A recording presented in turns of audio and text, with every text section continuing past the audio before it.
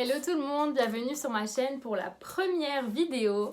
Pour ceux qui me suivent sur les réseaux, vous savez que j'aime énormément partager mon quotidien via les réseaux sociaux.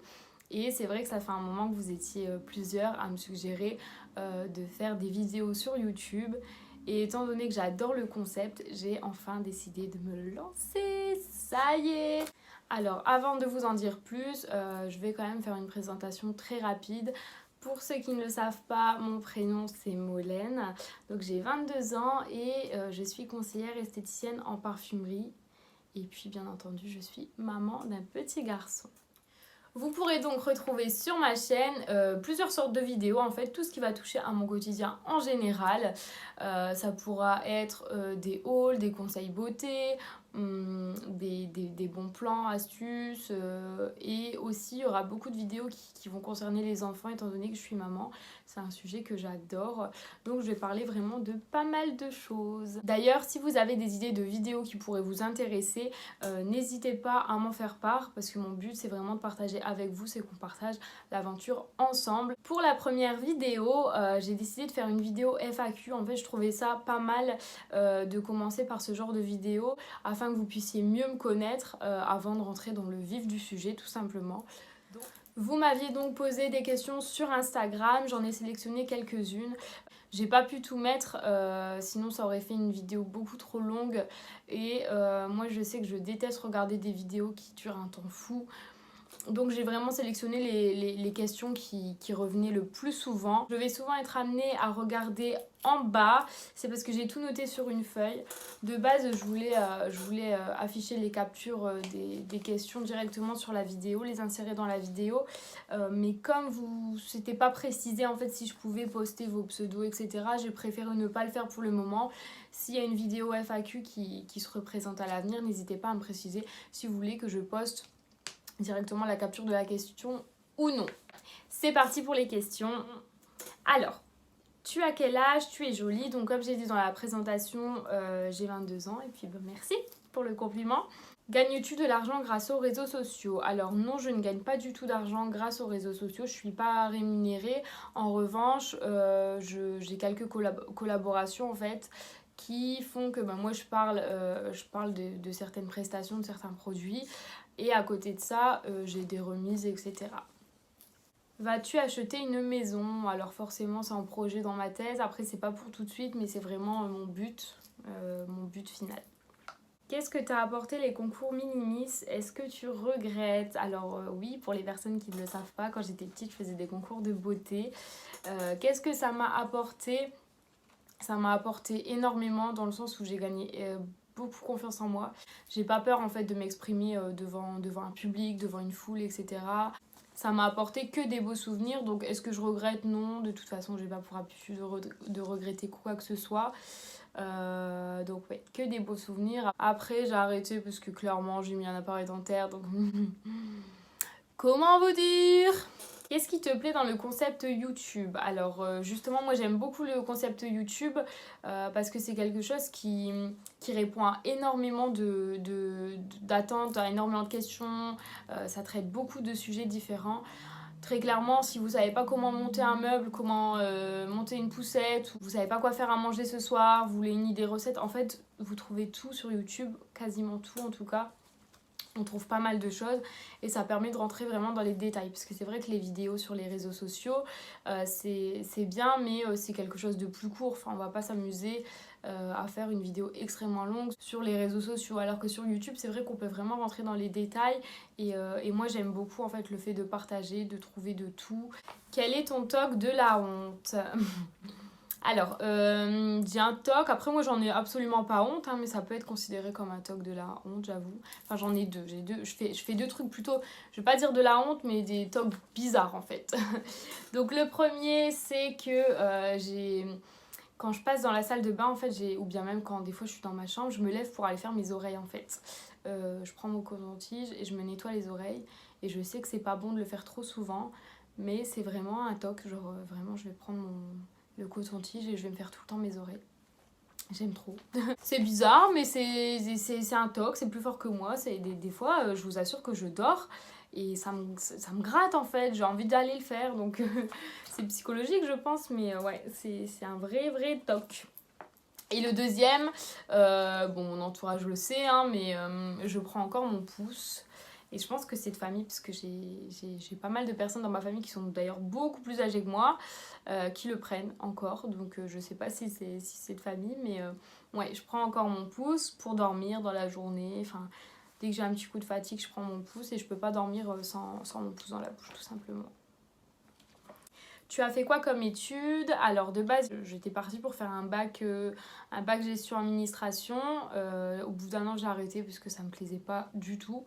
Je m'ennuyais, très clairement. Donc après, je suis partie en esthétique. J'ai fait un bac pro esthétique. Donc au bout de 2 ans, on passe le CAP. Donc j'ai obtenu mon CAP au bout de 2 ans. Et après la 3e année, c'est le bac pro que j'ai également obtenu. Tu n'as plus ton adorable chihuahua, pardon. Alors, mon petit chihuahua, le truc, c'est que donc j'habite dans un appartement au 3e étage sans ascenseur. C'était très compliqué, en fait, de descendre, monter, le sortir, etc. J'ai donc préféré le laisser chez mes parents pour qu'il puisse être dans le jardin. Lui, il aimait beaucoup, en fait, être dans le jardin, prendre son temps, etc. Donc c'était mieux pour lui que je le laisse chez mes parents en attendant. Et puis finalement, quand j'ai accouché avec le bébé, c'est pareil, c'était très compliqué parce que je dois tenir le bébé. Mon chien ne sait pas descendre les escaliers, donc je dois le porter. Il y a 3 étages à descendre, monter. Enfin, c'était juste une galère. Donc en fait, pareil, je l'aurais vraiment sorti quand il avait envie de faire ses besoins. Ça aurait pas été agréable pour lui parce que lui, il aime bien se promener, etc. Donc pour l'instant, il est encore chez mes parents jusqu'à ce que je change de logement. Tu la vois comment ton année 2020? Alors j'espère en tout cas qu'elle sera déjà heureuse, que mes proches et moi-même auront la santé déjà pour commencer. Et je pense que ça va être une année de changement, ce serait top. Que ce soit personnel, professionnel, etc. J'aimerais beaucoup du changement, j'ai besoin de changement cette année. Alors, est-ce que bébé était un projet ou un bébé surprise? Vous êtes trop beau. Alors, tout d'abord, merci. Et c'était un bébé surprise, mais très clairement, c'est la meilleure surprise qui pouvait m'arriver de toute ma vie. Avais-tu des craintes pour l'accouchement et comment l'as-tu vécu? Alors, j'avais pas de crainte pour l'accouchement en soi, c'est-à-dire que j'avais pas peur de la douleur. Franchement, j'y allais en touriste, tout le monde me disait mais t'as pas peur? Je disais bah franchement ça se passera comme ça se passera, et puis on verra. Je suis pas quelqu'un qui a peur, ou enfin voilà. C'était pas ça qui me faisait peur, c'était plus le fait d'accoucher par césarienne par exemple. Ça aurait gâché un peu le moment. Après, tant que le bébé est en bonne santé, c'est le principal, hein. Mais à choisir, je préfère accoucher par voie basse. Et du coup, c'est ça qui me faisait peur en fait. Ça allait pas se passer comme j'avais imaginé. J'aime bien que tout se passe comme je l'imagine. Donc voilà, c'était ça que j'avais peur. Et aussi d'accoucher et que le papa soit pas là. Donc comme il travaille à 1 heure de chez nous, je me disais, imagine j'accouche, il est pas là. Enfin, nul quoi. C'est juste... En fait, j'avais peur de ça, mais l'accouchement en soi, j'avais pas peur en fait, tout simplement. Comment as-tu su que tu étais enceinte? Comment tu l'as annoncé? Donc comment j'ai su que j'étais enceinte? Assez simplement, hein, un peu comme beaucoup de personnes je pense. Donc je commençais à avoir des symptômes, retard de règles, etc. Donc je me suis dit... Et pour la petite anecdote, aussi j'avais des envies bizarres, donc c'est pas une légende en fait. J'avais vraiment des envies de femme enceinte. Je savais pas encore que j'étais enceinte, mais oui, j'avais envie d'olives le matin à 10 h du matin, je mangeais plein d'olives. Enfin bref, ce genre de choses. Donc après, je me suis dit, bon, ça fait quand même beaucoup de symptômes, retard de règles, je vais quand même faire un test. Et effectivement, j'étais enceinte.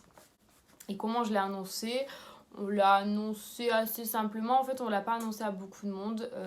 Notre entourage proche avait été mis au courant, mais c'est vrai que on ne trouvait pas l'intérêt de le dire tout de suite à tout le monde. Et après, forcément, ça s'est vu. Donc, comment vous dire que ça se voyait, quoi.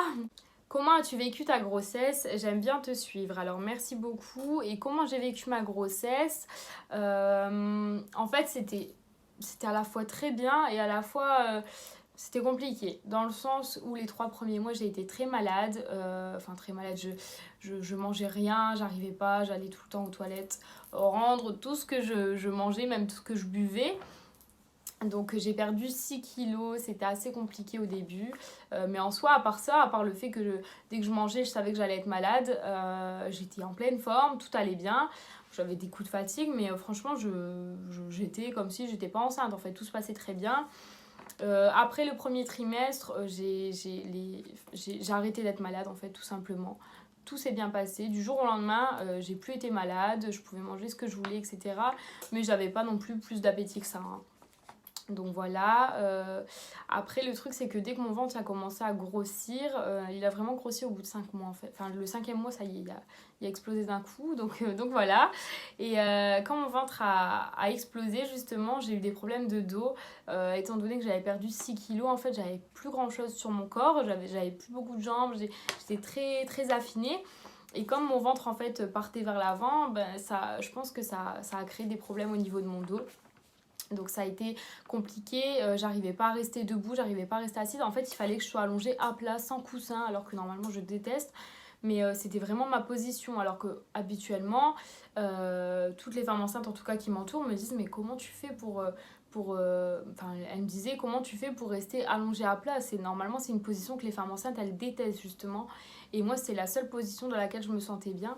Donc des fois, quand on sortait, etc., au bout d'une heure, bah, j'avais mal au dos, il fallait que je sois allongée en fait. Donc c'était juste ça qui était compliqué, mais en soi, ma grossesse, je l'ai super bien vécue. Enfin, j'étais pas non plus...